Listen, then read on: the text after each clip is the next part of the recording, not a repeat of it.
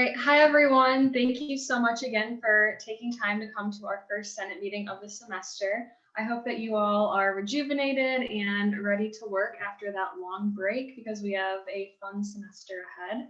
So without any more hesitation, Morgan, will you go ahead and kick us off with the prayer and pledge? Yep. So tonight we'll just do the Hail Mary. So, Hail Mary, full of grace, the Lord is with thee. Blessed art thou amongst women, and blessed is the fruit of thy womb, Jesus. Holy Mary, Mother of God, pray for us sinners now and at the hour of our death. Amen. And then pledge. I pledge allegiance to the flag of the United States of America and to the republic for which it stands, one nation, under God, indivisible, with liberty and justice for all. All right, thank you so much, Morgan. So as I mentioned earlier, we do have a few speakers here today. We have Vice President Fisher, Dean Schramm, Miss Longino, and Steve Herndon to discuss some things with us. So whenever you all are ready, please feel free to go ahead. Oh, and Miss Wallace too, I'm sorry. Okay. Natalie, thanks very much for having us this evening. First of all, I want to just say hello to everyone, and I hope you had a great holiday season. And I hope that things have been going smoothly for you in terms of your transition, whether it be just beginning the academic year virtually or transitioning back to campus. I'm not sure how many of you have actually done the check-in and are back on campus. Some of you may be still at home. So far, the feedback that we've received from students has been the check-in process has been relatively seamless, and it's been going well. Hopefully that's been your experience. And so we're hoping that that will continue, and the check-in process ends on January 31st. So we wanted to be able to have some conversation this evening with regard to the SGA resolution that was passed right before the semester ended, before the break began. And I think Provost Benson may have been may have attended a meeting talking through some of the provisions of the resolution. And what we'd like to do is to talk through some of the pieces of the resolution that we think that we can be helpful in terms of student development, some things that we've already done in response to the resolution. And so really, I have my colleagues with me from student development because everyone has been involved in the leadership or the creation of programs or activities or protocols in order to get the semester off to a great start in 2021. So we're going to go item by item as it relates to things that we think pertain to student life and student development. And so when we took a look at the resolution, we looked at enumerated items number 4, 5, 6, 7, 8, 9, and 11 as being what we thought to be most relevant to the work that we do and that we could be responsive to in terms of the resolution. So if it's okay with you, I thought that we would start with enumerated item number 4, and I'm going to assume that all of you have a copy of the resolution with you. If not, I can read it, but it would probably go faster if we just started with the enumerated item. And then I'm going to ask some of my colleagues to kind of lead off the discussion on that particular item in terms of what we have been doing or what's being done or what isn't being done at the current time. So Chris Schramm, Dean of Students, Steve Herndon, Assistant Vice President, Executive Director of Housing and Residence Life are here with us this evening in the Zoom room and can speak and will speak a little bit to item number 4. And so I'm going to just provide Chris and or Steve the opportunity to share their perspective on item number 4.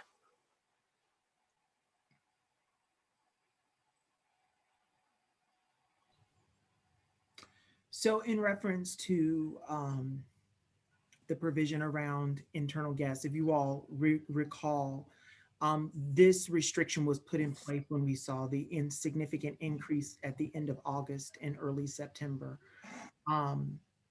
That restriction remained in place because while the status changes moved from red back to green, the university felt that it needed that restriction in place because of as a way to continue to monitor and to try to mitigate the potential spread of the virus. That has been a challenge both for students as well as staff. And I've got stories for you, but we don't have enough time for all of them. But it has been a significant challenge because I think naturally our students want to be able to gather as best as possible and as safely as possible. The challenge is that there's an unpredictable nature to the virus. So there has been discussions, and my director of residence life, Christina Smith, and I have approached the Path Forward executive team around a proposal that we would like to offer that might help us to find a more successful middle ground where we can provide more guidance and direction around gathering and still take into account the need for us to do that in a way that's going to promote the safety and health of our students. The reality is right now, as we're in the arrival period, nothing is going to be removed. We're still, and while the numbers in the arrival period are trending in a real positive direction, as up until this point, we've only had 12 positive cases through the arrival center. We are seeing, though, that once students are arriving and are reconnecting, we're beginning to see an increase in cases that are being managed through the traditional processes that we had in place before. So I would say right now at the beginning of this term, I wouldn't necessarily expect that restriction around internal visitors is going to be removed. We are putting forward a proposal that we believe will help us to achieve the middle ground. This is something that could change and vacillate as the semester moves on. Dean Schramm and I have also convened our enforcement group. This was the group that helped us in developing the enforcement plan. And some of the folks, I'm looking at Drew Moyer. Drew Moyer is one of the students that is sitting on that group. And that group is chaired by Dean Schramm and me. And the constituency are students, Natalie and Annie are on it as well. And other students, as well as other administrators who have some accountability to enforcement. The purpose of this group really is for us to have a diverse group of constituents really observing and monitoring what we're experiencing. What are we seeing? What are students telling us? What are we noticing ourselves? And then what implications does that have for how students can engage and with one another? What implications does that have for any enforcement strategies? And what implications does that have for any changes that we would need to make either to the COVID agreement or other expectations and expectations and guidelines that are in place? And then we would work with the systems and structures that are in place to help communicate that, to keep students current with what is occurring, but also what the implications are for enforcement, for any changes, as well as how students can engage. We recently had a conversation and meeting with members of University Communication and Marketing because it was made clear to us that students seek information primarily from the university's dashboard. And so what we're hoping is that from that dashboard, we can create additional updates or a chart that would provide updates on some of the aspects of the experience that are most important to students. So internal visitors or internal guests being one, in-person dining, and other sort of really pertinent pieces that could change as circumstances change. And so we see it as another way for students to have immediate access to some of that information so that we are able to make this information more readily available to students. And so they have access to it. So that's something that's also in process. We hope to have that ready to go and ready to be released in early February as we transition from the arrival center to surveillance testing and the standard processes and procedures that we would be following, that we've been following all the fall term. So there's a number of things that are up in the air right now, a number of good things that I believe are up in the air that we hope to have in place as we make that transition. Chris, did I miss anything? No, I think you got it. I mean, we certainly see that this is an issue. Staff has also identified this as an issue of trying to how we navigate guests. But at this point, it's still too much of a high risk. And we are figuring out and continuing to talk about ways that we can do this safely We just need folks' patience. And the main thing is communication as well. How can we present information in a way that's not just True. accurate, but accessible? And accessible in a format so that you can have a snapshot understanding of what's expected of you at all times, particularly around aspects of the living experience and the learning experience that students have some significant investment in. That's our goal here, and to position ourselves not only as observers, but to be able to act on what we're observing in a way that helps to keep students abreast of what's current and what the expectations are as a result. The reality of the pandemic and the reality of this virus is that what we have in place now will change, and it will change quite frequently. Unfortunately, that isn't anything that we have control over. What we're trying to do is utilize the resources that we have and to make them as flexible and fluid as possible so that you're getting information that's accurate, but also in a way that's going to be helpful to you and to keep you current with what is going on, recognizing those expectations will change at varying paces based upon circumstances that are outside of our control, but unfortunately impact our work and the ways in which we engage with one another. Okay. Thanks, Chris. Thanks, Steve, for a really comprehensive response to that. Are there any questions before we move on to the next enumerated item, which is number 5? Yeah, so this the visitors, are those visitors like within the university, like from room to room or from house to house, or are we talking about? We're talking about okay, all right. internal. We're talking about internal guests. So for us, there's a distinction between external and internal. External is anyone that does not live with us, anyone that isn't a student.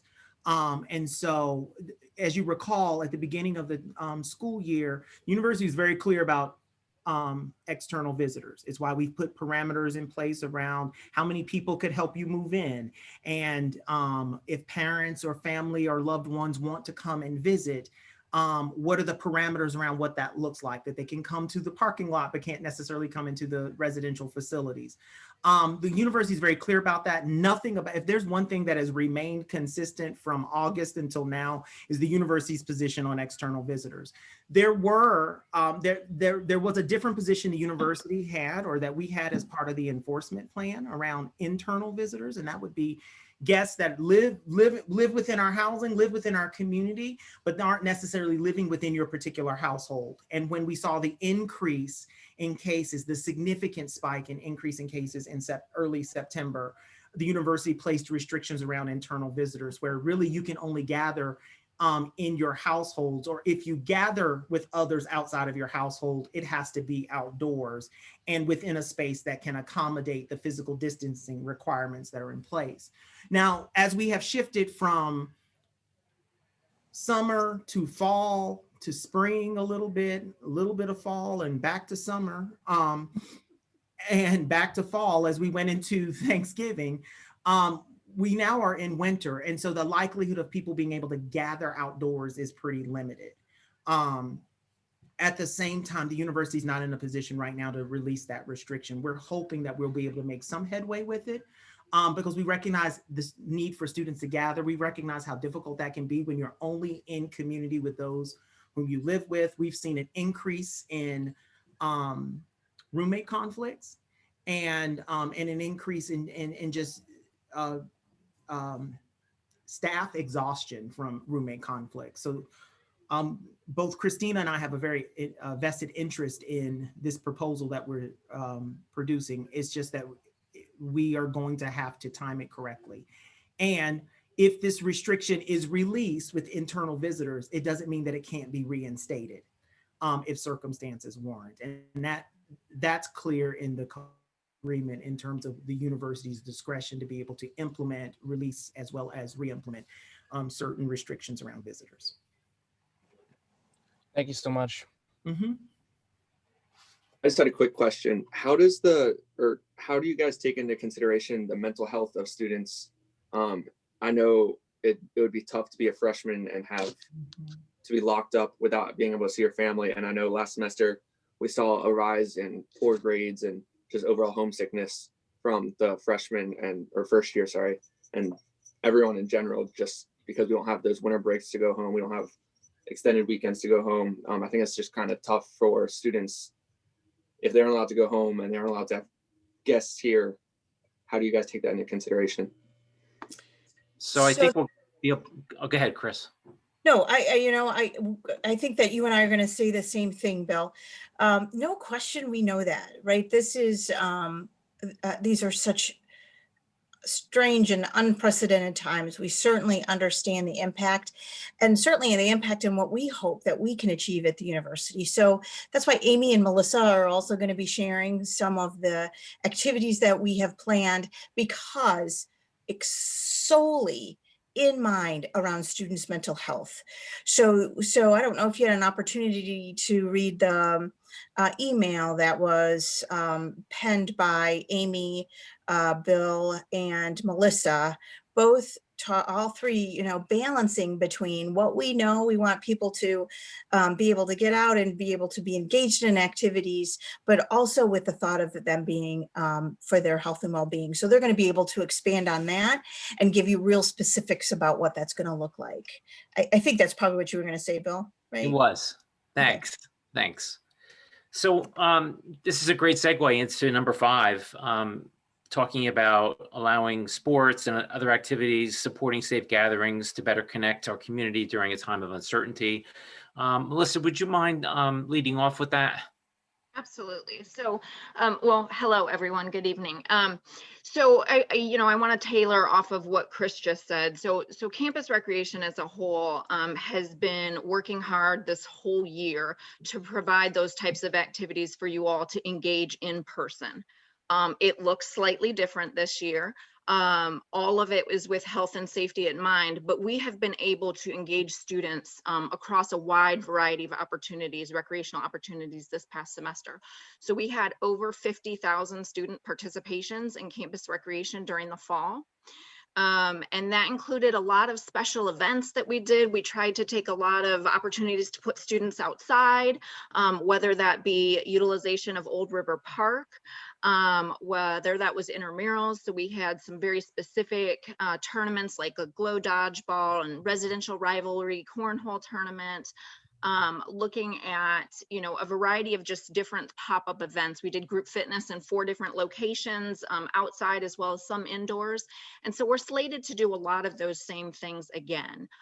When it comes to intramurals, we have a couple of new big ticket sports that have never been played in terms of UD's campus before. So we're going to be offering human curling and broom ball this winter.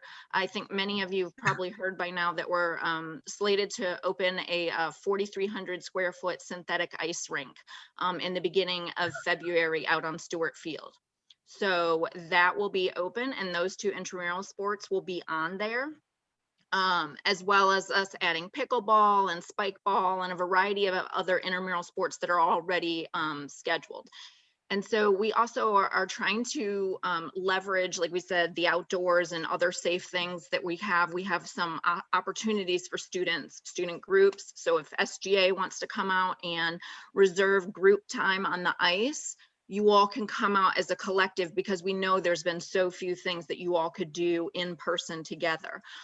We also have opportunities for something we're calling Cosmic Climb. So if you kind of are familiar with Cosmic Bowling, that will be indoors, slated to groups of 10, but it is in climbing, and you do not have to have any prior experience. So another opportunity for students to come and engage. Group fitness kicked off last week and will continue throughout the semester. And we're going to have winter hikes. And as soon as the weather in March turns more temperate, we will go back to operating Old River Park and having opportunities to engage outside.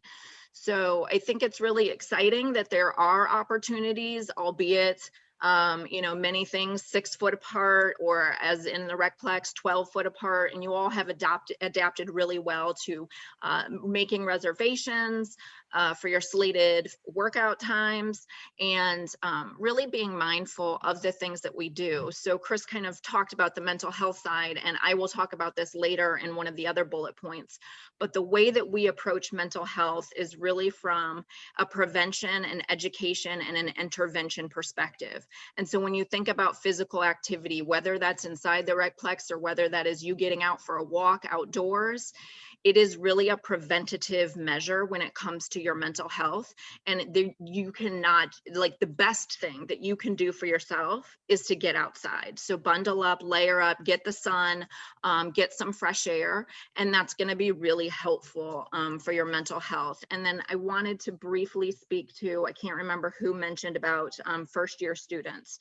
I will tell you that they are the highest users of campus recreation right now. So whether that's from our informal recreation to our intramurals, they are our highest participants. So, you know, really we're looking at our juniors and our seniors as the individuals who are engaging a lot less than they normally would in any other, you know, given semester.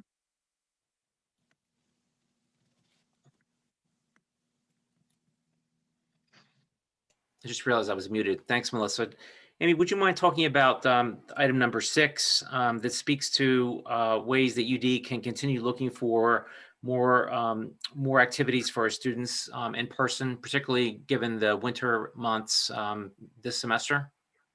Sure. A small group of us, faculty and staff, and then Drew was the student representative, were convened back in late November to kind of start looking at activities for students to do. Again, as Melissa and Bill have both said, really focusing on outdoors activities because frankly, the risk of infection when students are outside is going to be lower than if you're inside in an enclosed space. We can spread people out more outside. So lots of reasons to do things like that. So in addition to the things Melissa just mentioned, because Campus Rec is really, I would say, leading the way with a lot of different activities for people, we do have a few other kind of general interest items that have been added, and we're still working out the details for most of these. We may not have dates scheduled, but we have been tasked with trying to find what people can do in January, February, all through mid-March. So one is kind of a food truck showcase, trying to find a good afternoon or early evening to bring food trucks onto campus to give students something else. This was also mentioned in a survey that the communication department put out to some of the students, where students were just looking for some other options. If we don't really want people going into restaurants and sitting indoors in crowded places, which we don't, what are the options here on campus? So getting some of the external food trucks onto campus would be one. We're partnering with Red Scare to try to do a couple of basketball game watches. So maybe one for men's basketball, one for women's basketball. It'll be outdoors on Central Mall, like they did the NBA draft watch last fall. So it would be chilly, but you know, spaced out. That could be a lot of fun. So we're working also with athletics on that. Flyer TV is looking at filming a cooking competition in the dietetics test kitchen over in Fitz Hall. And then having maybe some grab and go kits with ingredients for students to try to do that in their own spaces. They're also looking at maybe a flyer food and Jeopardy program. We are looking at a bowling tournament in the hangar.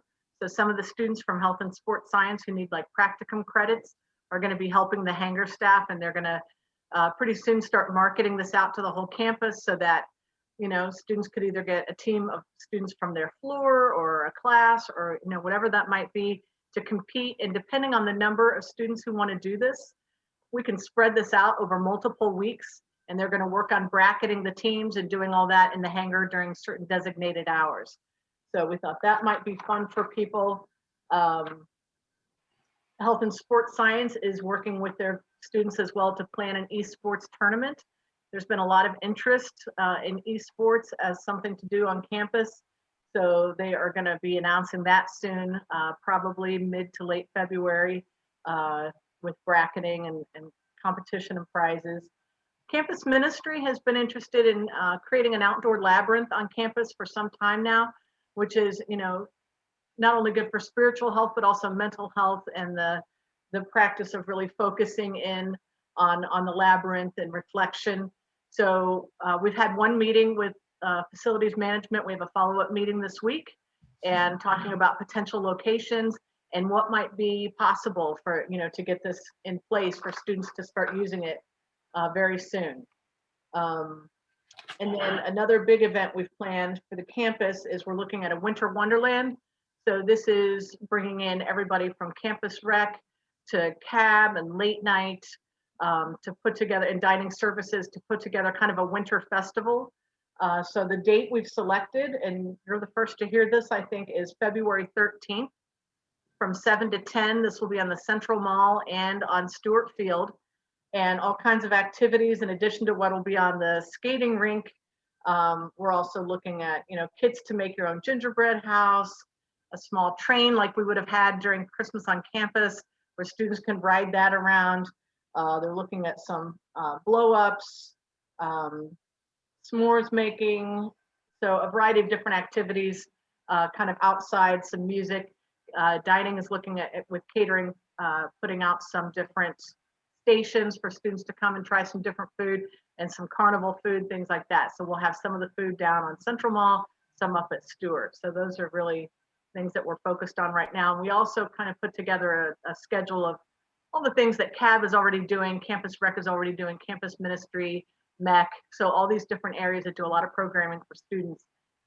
So those will continue to get promoted throughout the semester. So I want to, I'm sorry, I think there's,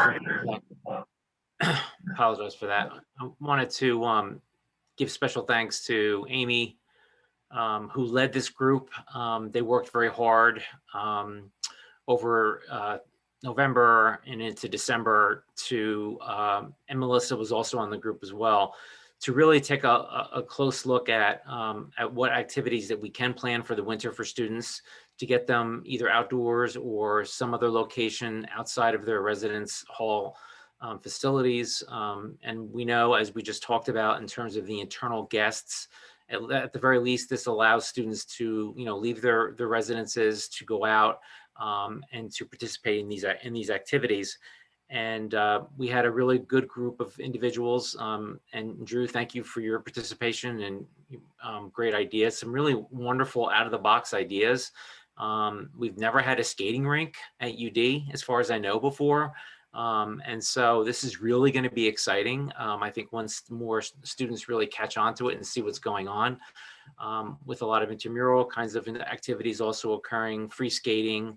So we're really excited about the things that we have lined up for students for this term. So before we move on, any questions about these activities that have been enumerated or outlined? I have a quick question. First of all, thank you guys for coming. So kind of what I got from like all of the restrictions was like, basically we can't see internal guests unless it's outside and less than 10 people. I was just like kind of confused why the restrictions aren't really the same, because I know you can go like ice skating with a group of up to like 45 people, but you can only see your friends outside in a group of 10 people. But I feel like they both kind of pose the same threat. So I know, so the number 10 has been the number that we have, that we have established and has been established with actually assistance from Dayton Montgomery Public Health. And that's for no more than 10 in any one space. So could you repeat that part of the question where you're talking about activities where more than 10 would gather? Bill, can I jump in for a minute? Yeah, sure. Because I think one of the critical differences in what you're talking about, Bridget, is that when students are ice skating, they're going to be supervised by campus recreation staff. So there's controlled access. They will be able to monitor what's happening, monitor to make sure people are following all of the protocols. Similar, if CAB is doing an event outside, like the movie that they showed out on Central Mall, or if they're doing something else, those include staff who are trained, and so they are all making sure they're managing protocols for COVID. So even student organizations are still, for the most part, trying to do things virtually, but if they do get approved to do something in person, we're requiring them to have their faculty staff advisor present.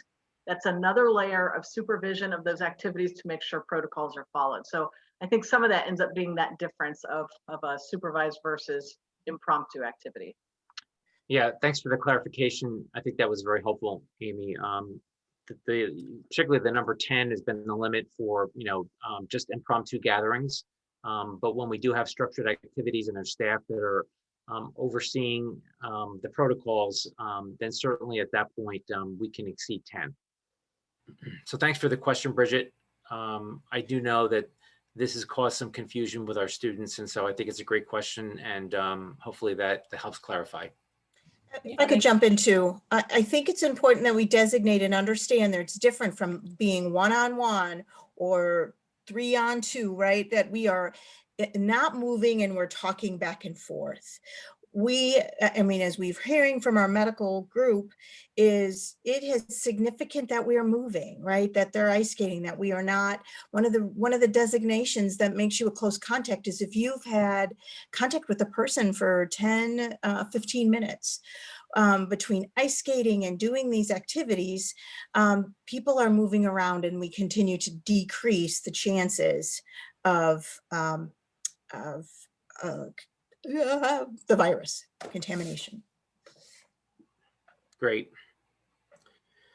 So Chris and Steve, would you mind starting off with number 7 and talking a little bit about the surveillance testing, more efficiency with that and contact tracing, recognizing that I think part of this enumerated item number 7 may have something to do with the fact that we saw a huge spike in cases within 2 or 3 weeks after students came on campus, and we're managing a myriad of things at once. So Chris and Steve has really been very instrumental in with regard to the quarantine housing, isolation housing, setting that up and overseeing it, watching and observing, looking for ways for improvements. And so I think that what you'll hear will be helpful information.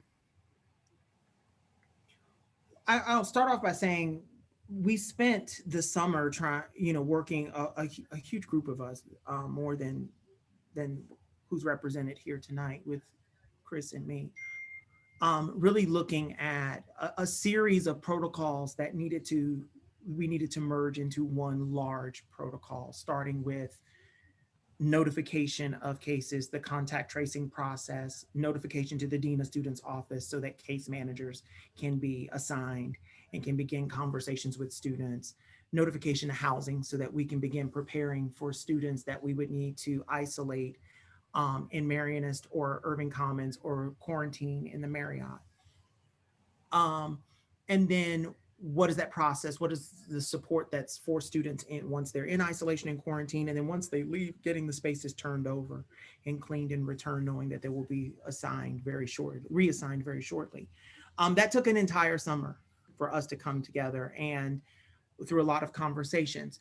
I think as difficult as late August and early September were, there was a lot of takeaways for us. While we had, I believe, a solid process in place, what we were not prepared for was the ways in which it would get immediately taxed by the volume of cases that we had, which resulted in a strain on all parts of the overall process.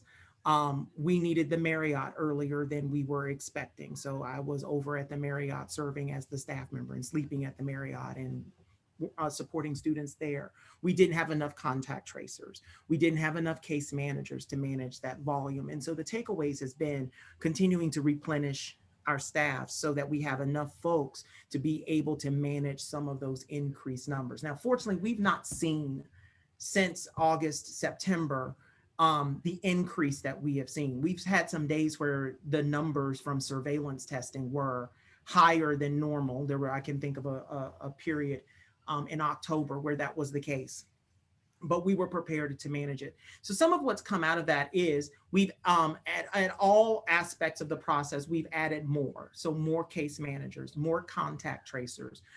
Within housing, it's my leadership team and me that's taking the lead in terms of assigning students into isolation or quarantine housing. And we are training more folks so that we have backups. So that if the numbers increase, we know who we can go to, who's on the schedule, who we can go to to offer additional assistance so that there isn't a disruption to the assignments and that we can get folks assigned in over there.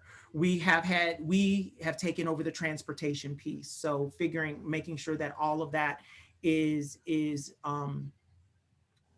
under control and that our software is supporting the process that we have in place. So we have staff that are at the Marriott. So I'm thankfully no longer at the Marriott having to service the staff, but we do have staff who are over there. Some of the things that we've implemented and are check-in meetings with students so that we're constantly checking in and updating them with information that's helpful to them.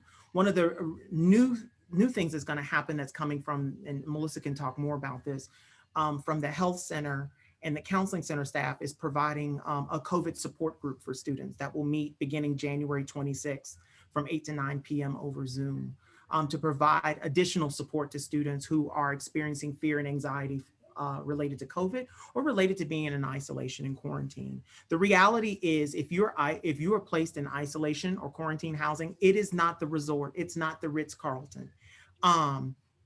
By no stretch of the imagination. And I will be very honest with you.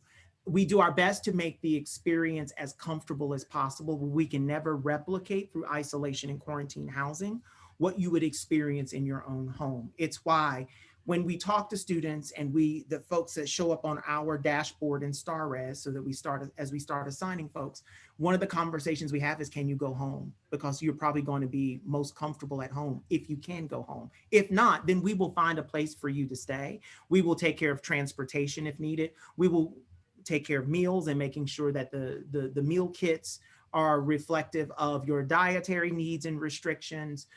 We will continue to support you if there are mistakes with that. So there have been some mistakes with the meal kits. There will continue to be dining services, catering's making thousands of these a day. So there are going to be some mistakes along the way, but we will correct them and make sure that students are fed and that they're fed in a way that's not going to disrupt their diet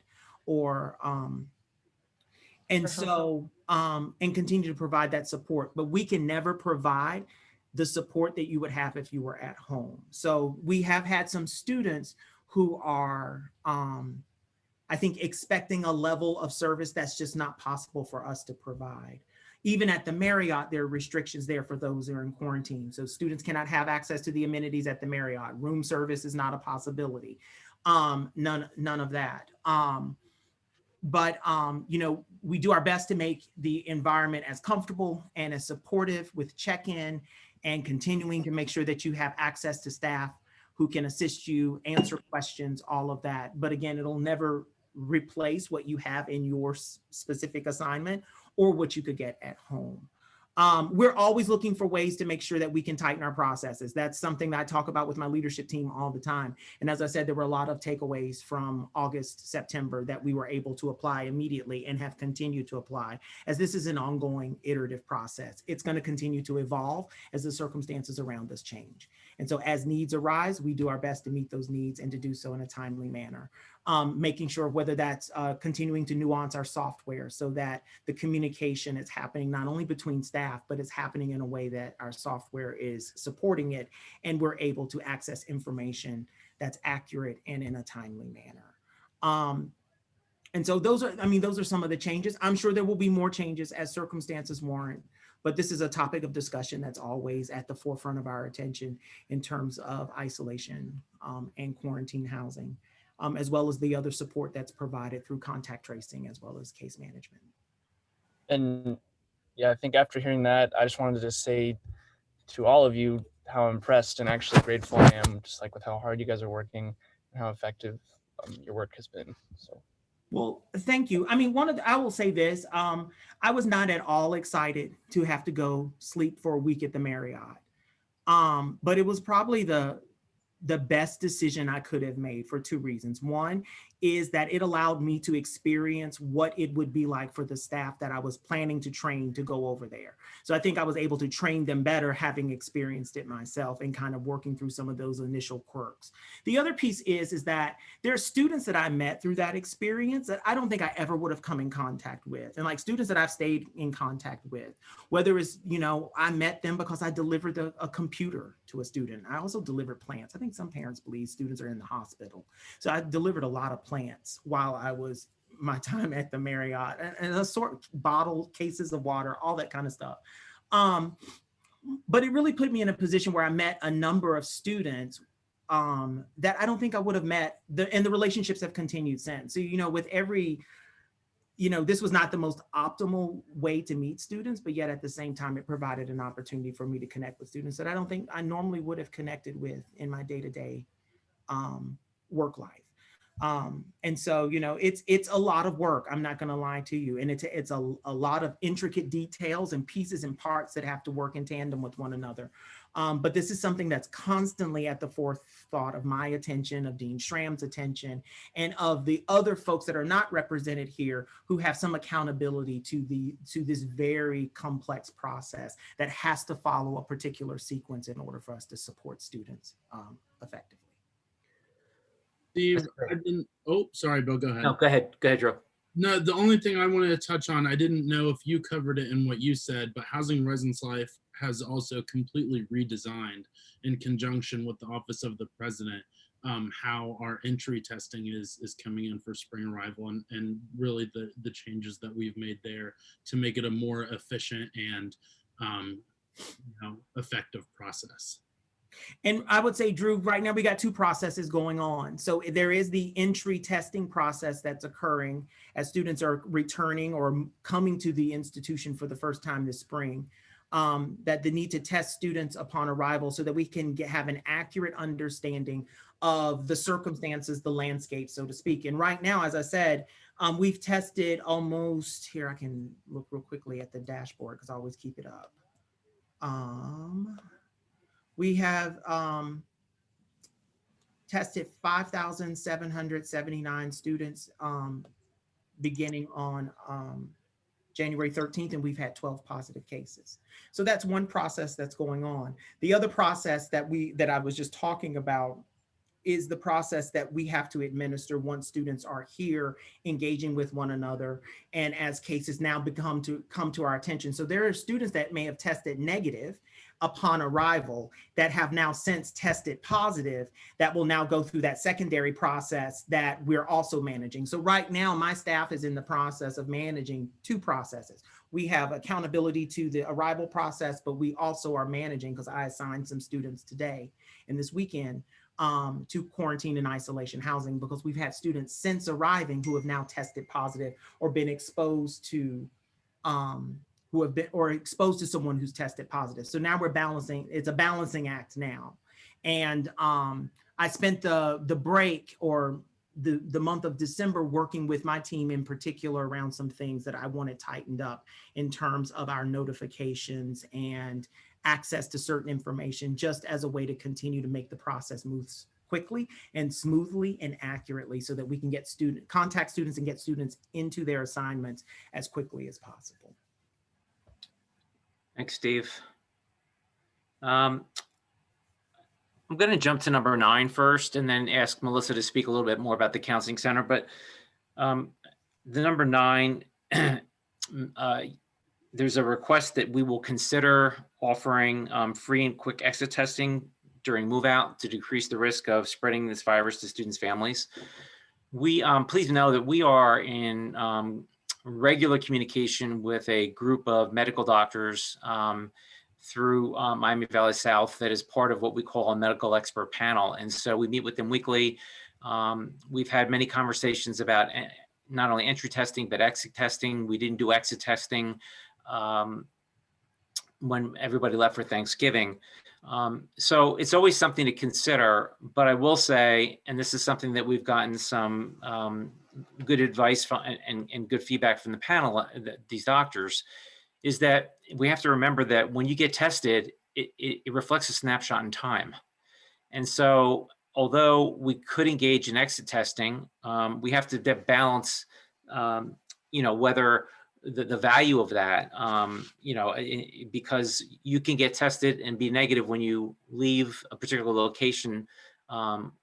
Let's say it's the Recplex, but travels home or whatever, that doesn't mean that you can't become positive.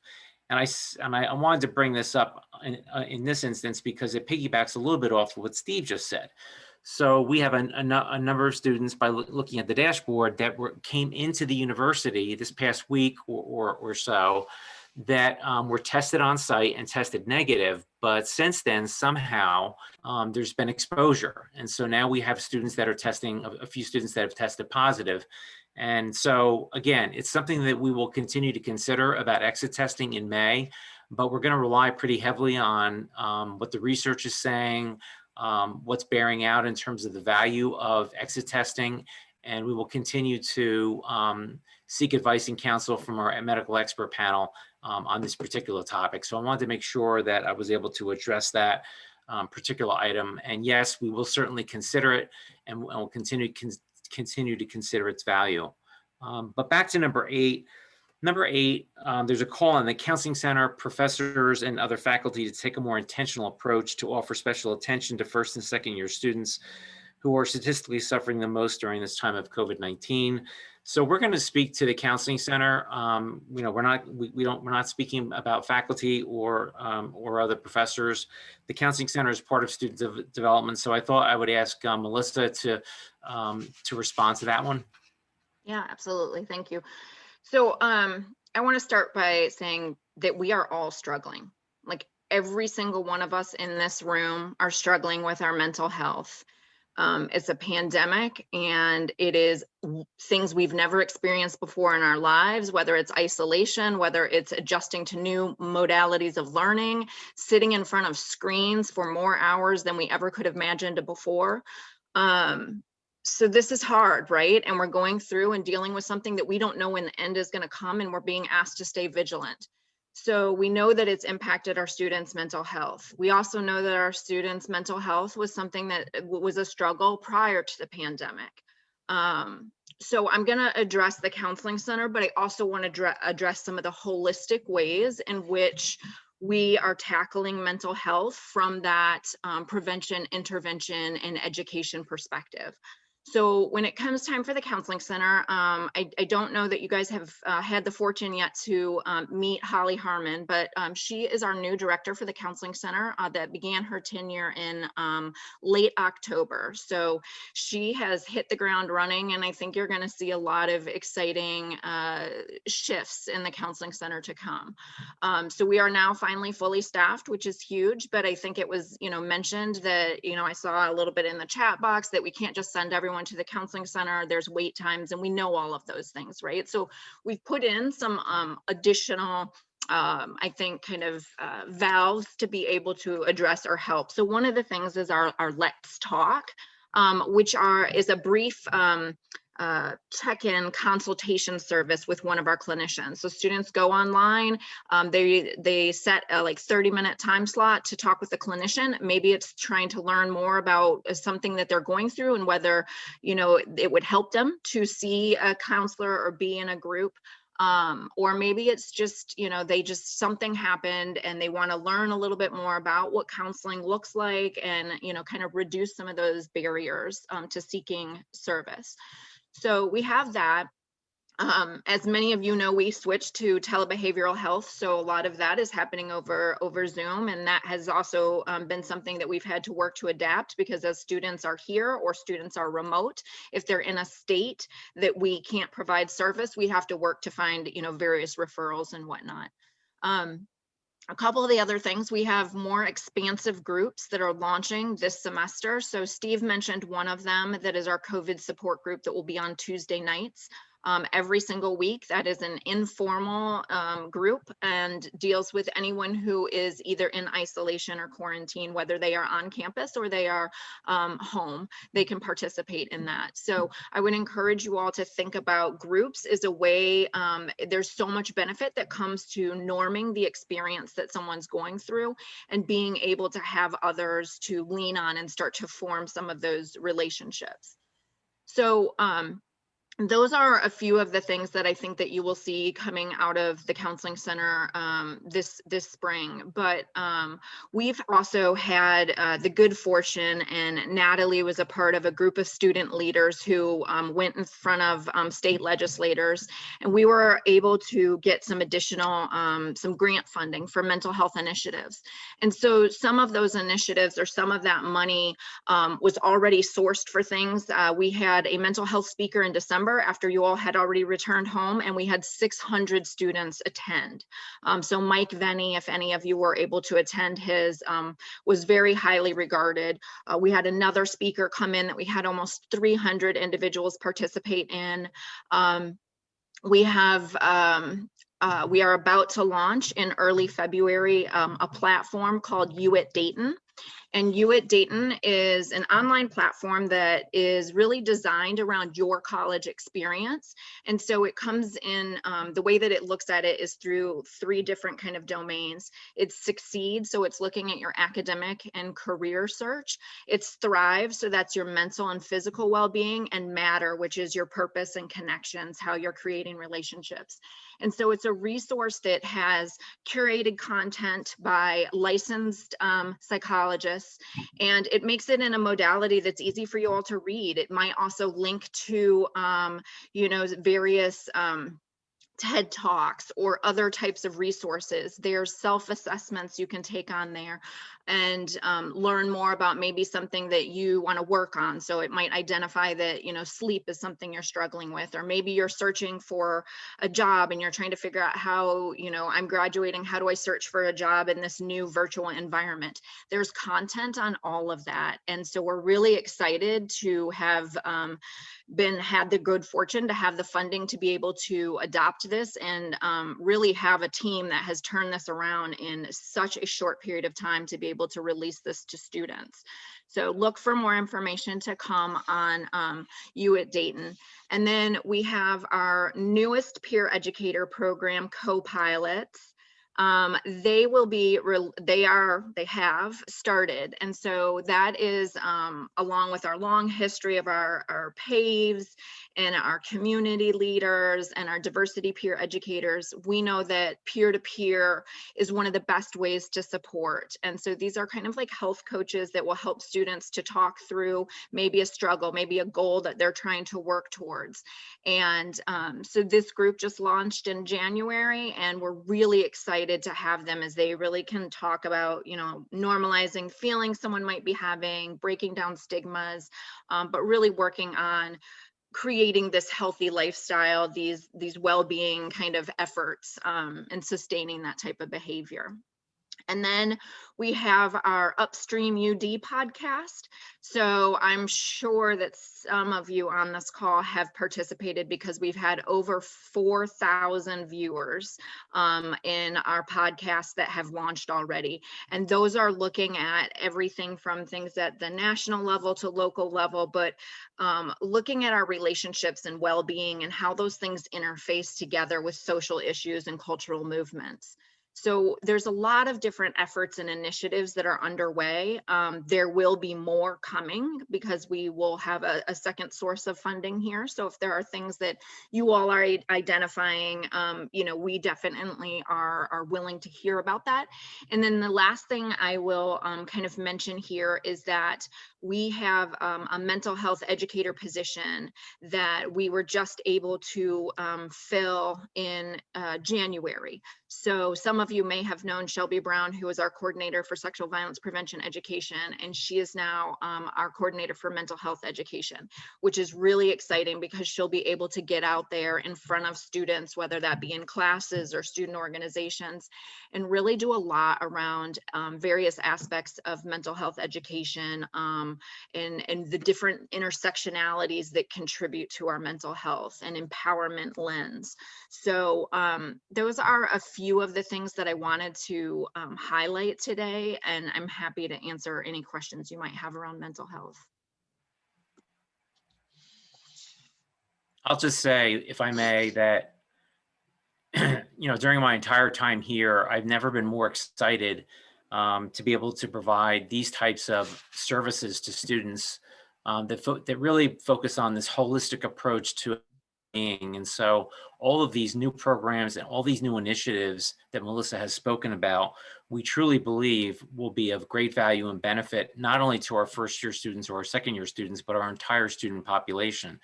And in fact, what I will do at some point is ask permission from Natalie and Annie, if we could come in for a short period of time at another meeting and have you and introduce our new counseling center director and have you hear from her firsthand about what her vision and strategy is for delivering counseling center services and support to students. I think that that would be of great value to you, because I know that you are as equally concerned as we are, and it's top of mind for you about students' mental health, and it's also something that's top of mind for us.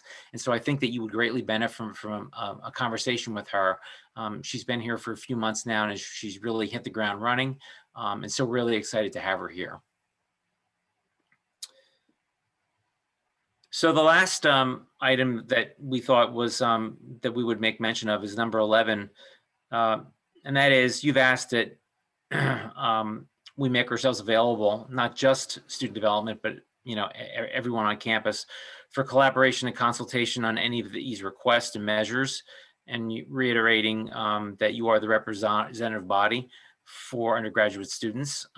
So that's why we're here this evening. We're here to help fulfill that, not only tonight, but also to be available anytime for students or for the governing body of students, that is you as the SGA, for collaboration, for consultation, to ask questions, and just to provide you more information that you may be looking for as we continue on to what we are confident will be a great second semester at the university, despite the challenges that we will all have to deal with as we continue to navigate this virus. And so, that really kind of ends what we wanted to share with you. I know we've spent a significant amount of time, almost an hour. We've taken up almost an hour of your time, but we felt it was important to share with you everything that we have done in response to some of these requests that are outlined in the resolution. And so hopefully some of this information has been helpful. I know that at times there probably was information overload, being that we've been talking for an hour. But we just wanted to thank you for allowing us to spend time with you this evening to talk about these very important things.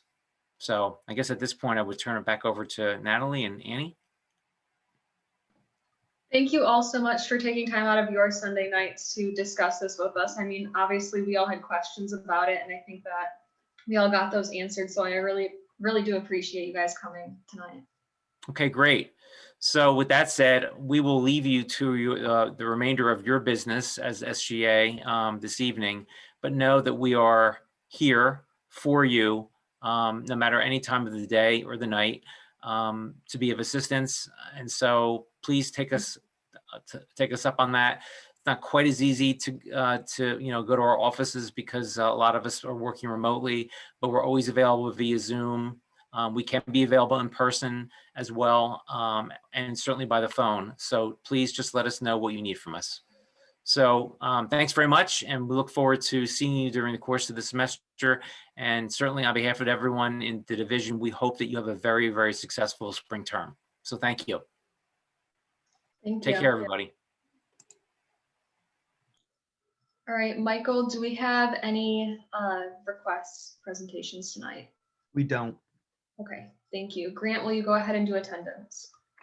Absolutely. James Brill, Here. Jada Brown, Here. Jules Carr-Chelman, Present. Sorry. you're fine. Natalie Coppolino, Here. Morgan Cox, Here. Lillian Dickman, Here. Jesse Edwards,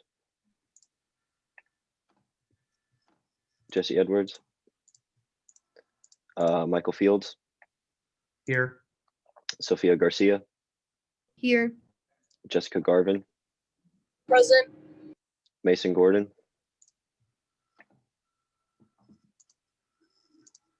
Mason, Hello, here. Can you hear me? yeah, thanks. Dan Hennessy,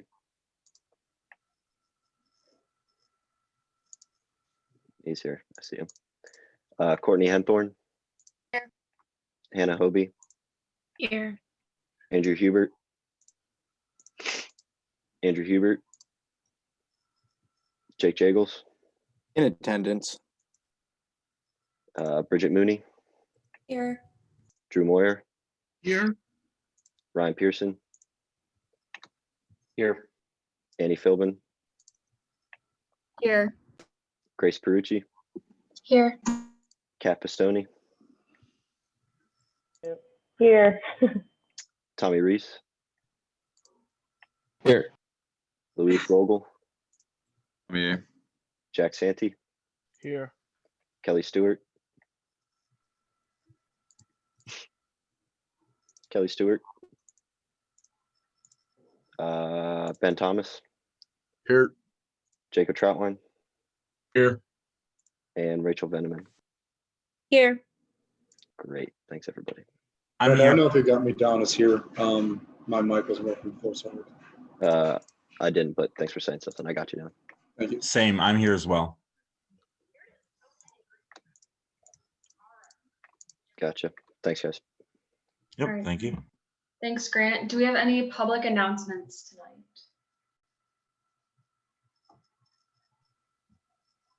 All right, seeing none, I have a little blurb in my SGA report that I was going to give. So before we jump into comments and concerns, I'm going to go ahead and give my report just because it does talk a little bit about public comments and concerns and how those are going to go. And then we'll jump back to public comments and concerns right after that. So starting in on that, Campus Digest will start back up this week. So if you have anything that you want to go in that, feel free to reach out to Grant before 12 p.m. tomorrow. Additionally, any legislation that we passed in our emergency meetings over break will be put in that as well. The SGA Sustainability Committee just wanted to let you all know, if we got out early tonight, that they were having a book club event tonight at 7 p.m., but we obviously won't make that. So they will be having more of these. So if you're interested in that, feel free to reach out to me or one of the two Sustainability Committee chairs for more information. We did have our virtual Up the Orgs this past Friday from 3 to 5. We had some interest in our mental health committee, so we gave those names to our two co-chairs so that they can reach out to those people. As our speakers mentioned a little bit, Annie, Drew, and I are on the COVID enforcement team. So if anybody has any COVID related questions or concerns, feel free to get that to any one of us three, and we can bring that up to administration at the meetings. They're always really open to hear what students are thinking beyond what Annie, Drew, and I are thinking. So if you guys have anything like that, feel free to text us. Additionally, our anti-racism internal working group will meet this Tuesday at 7 p.m. and then every other Tuesday after that. So if any of you would like to attend this meeting who are not already coming, please let me know so I can send you the link. And then finally, what I was talking about for public comments and concerns. So per our bylaws this semester, we will only be taking this time to really listen and reflect on what our constituents are telling us. Constituents are still able to sign up via our sign up sheet to express those comments and concerns, like I posted in the chat. And then this initial comment, as well as other comments made in regard to that comment, will have 10 minutes. And then once those 10 minutes are up, we will move on to the next constituent's comment or concern. And then Annie and I will craft thoughtful responses and we'll email those asking or addressing things by Friday at 5 p.m. at the latest. This way we are able to really listen with the intent of listening instead of with the intent of responding on the spot, because sometimes our responses are not as great as they could be for our constituents. And we really just want to make sure that we're using that time to listen and really understand what they're saying to us instead of worrying about, oh, what am I going to say? So the comment and concerns sheet does reiterate this and displays the portion of our bylaws that explain how that portion of our meeting will go, just so that we're all on the same page. So now we're going to go ahead and jump back to public comments and concerns. So Jada, I think that you did sign up for one, so go ahead when you're ready. Yes, I did. So I kind of have two things. So I guess I'll start out with one. Are we as an SGA organization, and this can kind of either go to Natalie, Annie, or anybody on the e-board, Are we planning to make a statement about what happened on the Capitol earlier this month? That was a concern that got brought up to me by students within MEC. And I know that on our Instagram page, we reposted what the university said, and we agreed with their comments. But personally, myself and then obviously other students think it's really important that SGA kind of has their own stance on what happened. And I just didn't know if there was any plans for us to make a statement. If not, I was planning to write a bill on it to bring it to Senate floor, but I didn't know if that was anything that eBoard or even Campus Unity was working on. So I wanted to bring that concern to the floor. So yeah, Louise did mention a little bit about hosting an event, but we were kind of off campus when it happened, and he is working on an event right now as well. So I'm not sure if that's in the works. But beyond that, anyone at any time can write a resolution, and we could have hosted an emergency meeting to do that. Exec are not voting members, so we technically can't sponsor, or yeah, we can't write the legislation, but we can co-sponsor it. So if anybody wanted to write that, we could have written that at any time.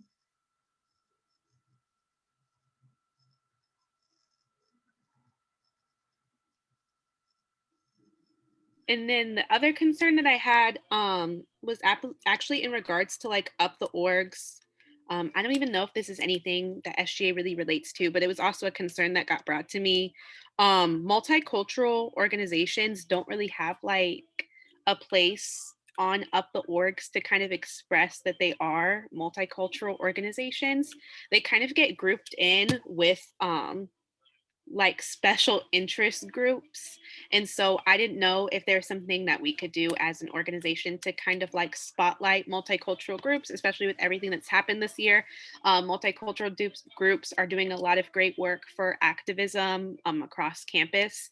So I didn't know if there's any way that we can work on platforming them so that it's easier for specifically first year students to kind of find those groups and find the special identities that they may fit into. But that was also another concern that was brought up to me by a student, and I wanted to bring that to the floor. Can I respond to that? Oh, go ahead, Amy. So Center for Student Involvement has the categories of organizations. And I think years ago, there might have been a category, I don't know, I don't think it was multicultural, but the categories were a little bit different. But we tried to reflect the area of interest. But certainly if students from MEC are interested in that being a separate category, they can certainly send an email and our staff will review that and look at what our colleagues are doing, some peer institutions, kind of see what categories people have in some other schools and consider that. I would also say that I don't know how to put this other than I think a lot of organizations that have a very diverse membership may not exist as a multicultural organization, but might want to categorize themselves that based on their membership. So I'm not sure where we would decide who's a multicultural group and what is not. So if you all have any ideas or suggestions about that, I would ask you to include it. One thing that I've brought up before is that MEC actually has something called Lead Team. So all organizations that fall under the MEC umbrella are a part of Lead Team. So Black Action Through Unity, AAA, all the Black Greek letter organizations, Alpha Psi Lambda, all organizations that are composed of multicultural students, whether all those students are, different cultural groups like MPC or I won't say DPE because I don't think they technically fall under Lead Team, but like they all fall under Lead Team. So I think that's a very accurate representation of what a multicultural group looks like. And I think that would be a good baseline to give to CSI. So then that way students who are first year and say want to join a Black organization or want to join a Latinx organization are able to do so under those guidelines. And it's not so hard to look for just categorizing everybody as like a special interest. Like I think there's definitely a difference in between like special interest clubs and clubs that relate to identities. So we'd probably want to include a lot of the, if not all the organizations under the Center for International Programs as well. Because they have their own kind of group of student organization presidents that fall under that office that meet regularly as well. But yeah, I should, you said me to email CSI about that? You can email me directly and I will send that to the student life staff that takes care of organizations, and we'll have a conversation about it. All right, thank you. And then I think you also mentioned something about SGH promoting multicultural events. So it is actually part of our plan to promote those events as well. So I know that Bridget Mooney has been working on, or I think she just finished a draft of an email that we're going to look at to send to Merida in MEC. So just to get the ball rolling on that and promote those events as well.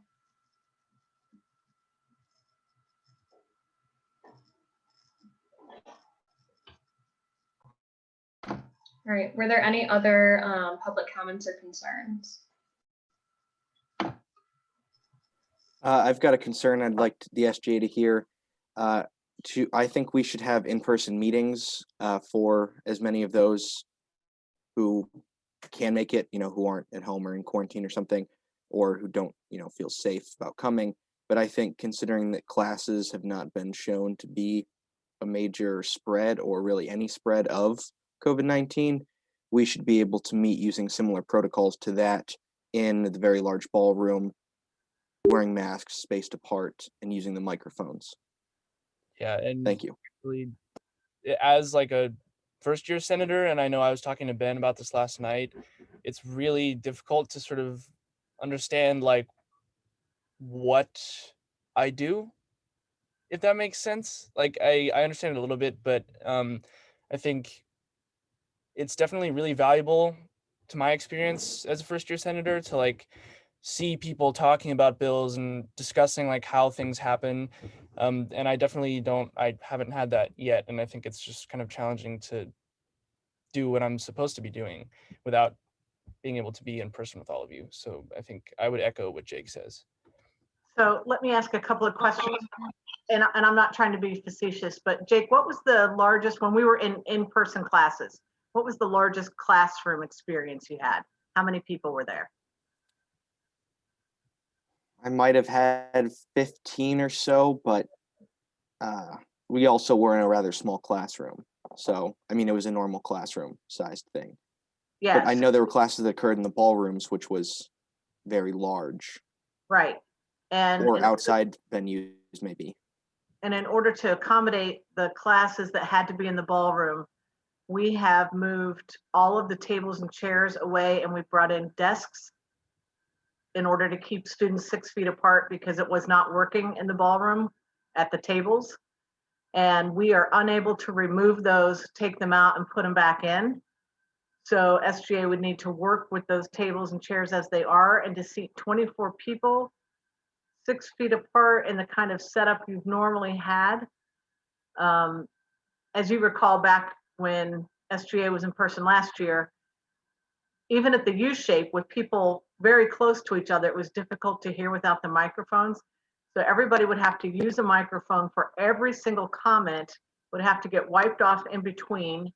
Somebody would have to move those around. People would have to hand sanitize every time after they held a microphone. So it's a lot that would have to go on for that to work. Can we fit the ice skating rink? You can. What about doing it outside then, Amy? I'm sure there's a venue for that. The venue would be Central Mall, but again, it's going to be being able to hear each other 6 feet apart.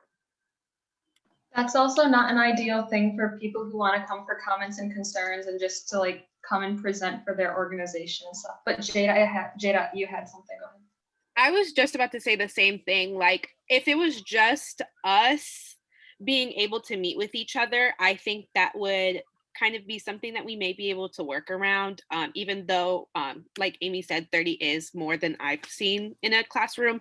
But I do think that offers a very big accessibility issues to people who want to come for public comments and concerns, or people who are coming for finance presentations. It's not really fair to them that like we would all be able to meet in person and be able to be around each other, but then we would have to set up something special with them for Zoom. I just think it's easier and simpler for the rest of the semester for everybody to just kind of stay in Zoom.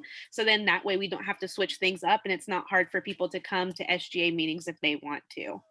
Now, one thing I will suggest, because I hear what Jules said, and I agree that that's got to be pretty daunting, not being able to have the informal conversations to hear about how people are doing what they need to do.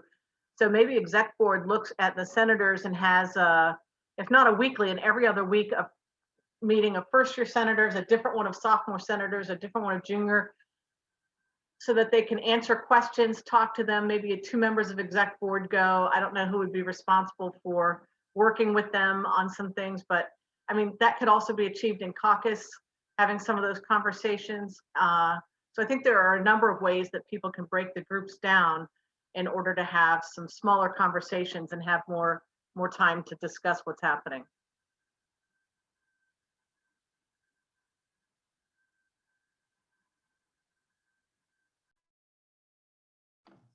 All right, did we have anything else for public comments and concerns?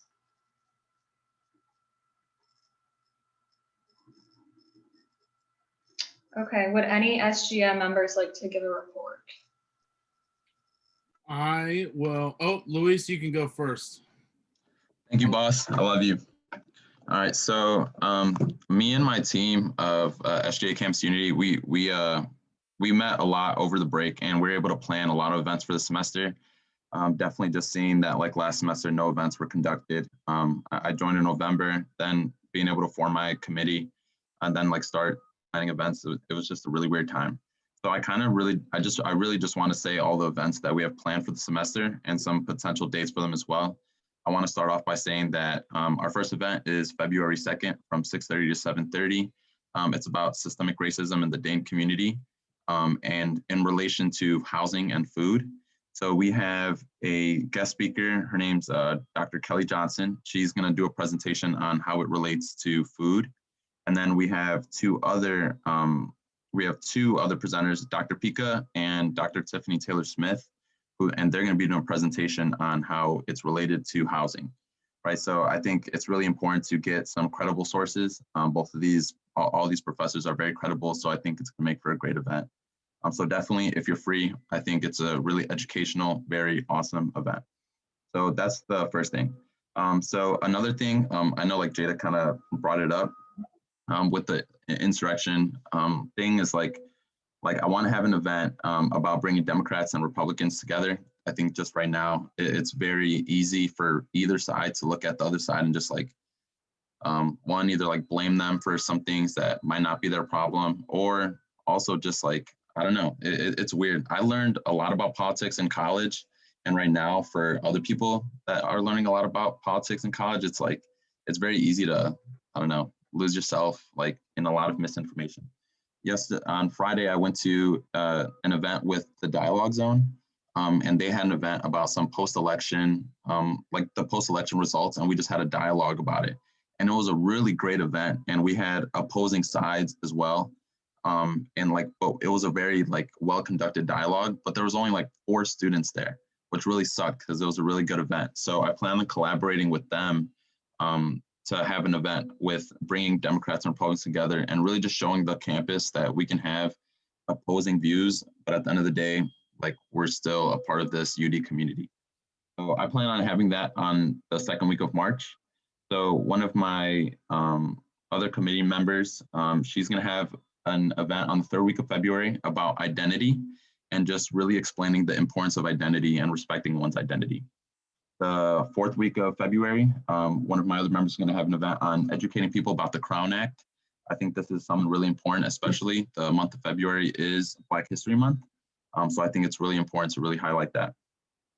And Jesse, who's on here as well, he's going to have an event about immigration 1st week of April. So it's something to look forward to. Another member, how to become an ally on campus. I think that's really important. It's very easy to hear something and not say anything, but it takes a lot to hear something and speak up. So I think it's important to give UD students those resources and knowledge of how to do that. And then and then AAA has something where they have an organization for adopted students. So one of my members is going to have an event on the second week of April, just to really focus on like adoptees and stuff like that. And then first week of March, have another event about mental health and activism, which I think is pretty cool as well. So hopefully by me speaking, I know I probably spoke a lot, but we're really going to hit the ground running this semester, make up for lost time from last semester. And I'm looking forward to it. So yeah, thank you. I do have a question. So like, I'm thinking like everything that you're talking about and all the events that you're proposing like that are happening, they make me think about like Tough Talks. So are any of those events going to be a little bit similar in format to Tough Talks? So I haven't looked at the format of many of the events yet. It's right now their ideas and the agendas are being developed like right now, I guess. I mean, like I said, besides the event that we have on February 3rd, all of the events are further in on the semester. I think the next event would be the third week of February. So I think that's something that's a format that we could definitely implement in. And yeah, something I'll definitely try to do. So thank you. Thank you. Jagels. So I just wanted to say we're not going to be having Senate floor tonight unless we have some objections because folks really want to pass the bill today. We thought it would be better, the exec committee, to push the tabled bill back for another week while concerned parties meet in Zoom so we can better prepare that bill. It's one of the more ambitious undertakings SGA has done in quite a while, so it's something we really need to be better prepared for. And then also, I'd like to encourage everyone again this semester, if we could really get some more bills going, particularly directors, because you guys have defined constituencies that presumably have, policy issues or things that you want changes or awareness on issues. And if anyone has any questions, please feel free to reach out to me or Attorney General Gordon on how to write legislation. Thank you all very much. Drew. Thanks, Natalie. I did just want to touch on a few things after some of the leadership left the meeting earlier. I was fortunate enough to serve and continue to serve on a lot of the things like Natalie had touched on. Natalie, Annie, and I serve on the enforcement committee, but I was also on the spring activities planning group with chaired by Amy, and Melissa Longino, who was here earlier, was also on that. So one of the things I did want to highlight and really just kind of gauge interest to SGA as a whole here, I think two things. I think one, it would be really nice if SGA had a intramural team. Either I saw something earlier that we had done soccer previously, but I do know they're doing broomball on the ice rink. So being able to do that, gives us a chance to interact with each other in person. I know Kat and I have never gotten to meet in person. It's something she's looking forward to. So I think that would be a good opportunity, as well as having an evening that we're able to reserve the ice rink for SGA specifically. If that's something you are interested in, I will be more than willing to work with Campus Rec and Melissa and Amy to reserve the ice rink just for SGA members for an evening. So it would just be us, no other students, which is something, again, will give us another opportunity to interact and learn from each other in person, even during this pandemic that we live in. And finally, I would encourage each of you to take part in a lot of these activities we're planning. I know that I will be on Stewart Field and Central Mall for our Winter Wonderland activity in February. And I encourage each and every one of you to also take part in something, at least one of our activities as well. Not only because I helped plan it along with Amy, so they're obviously going to be very fun, but also to show our other students that, we as leaders are able to take part in physically distant yet in-person activities, that we're still able to truly, understand what community means here at the University of Dayton. Yield my time, as Speaker Jagels would want me to say. Thanks, Drew. Does anyone else have anything? I just have like one quick comment. I'm sorry, I'm taking up a lot of time tonight. What is it called? It's more so of a question. So like, and I hate to get so like all somber, but like when someone passes away and we pass a bill that like is like a I don't know, like a giving our condolences, like what happens next? Is it like we just give our condolences? Is there like any type of like on campus like visual like event that like really gives more honor like to the student or to like anyone that passed away? I can kind of hop in just for a second if Natalie wants to touch on too.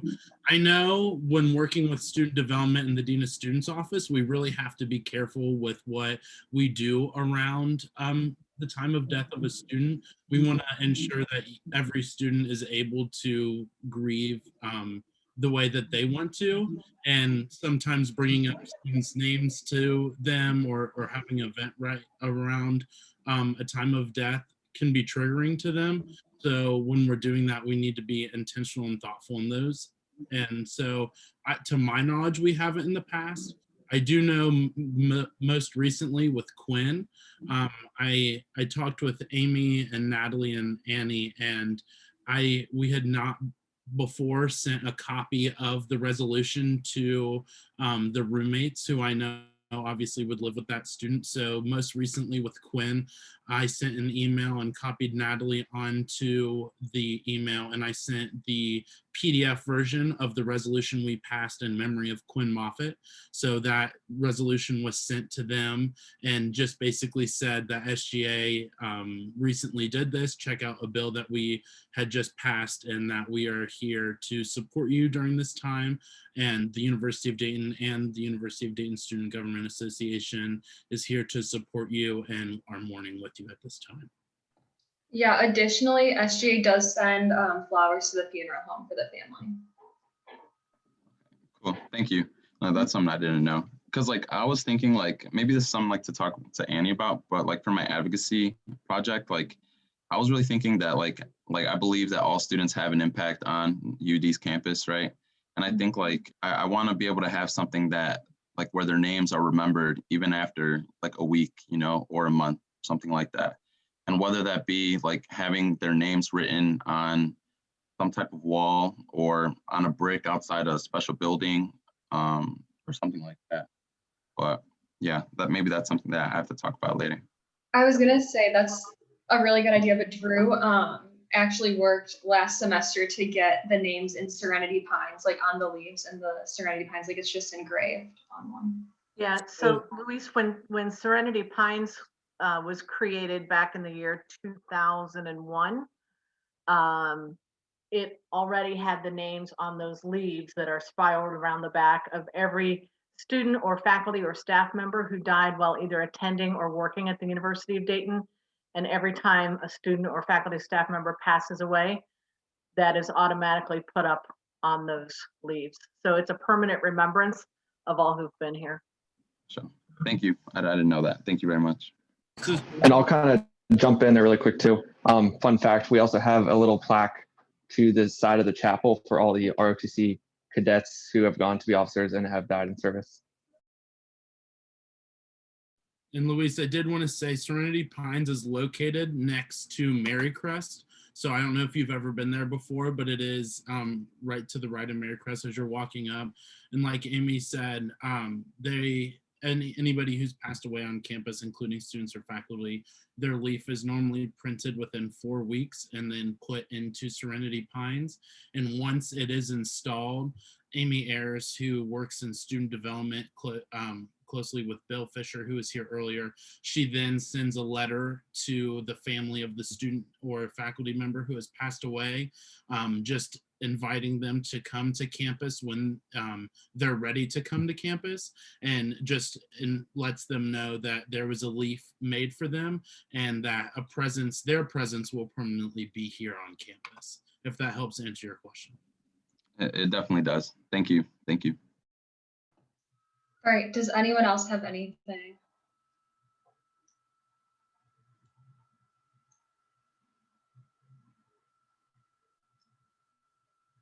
All right, I think that's it. Have a great night, guys. Thanks. Bye, everyone. See you all soon.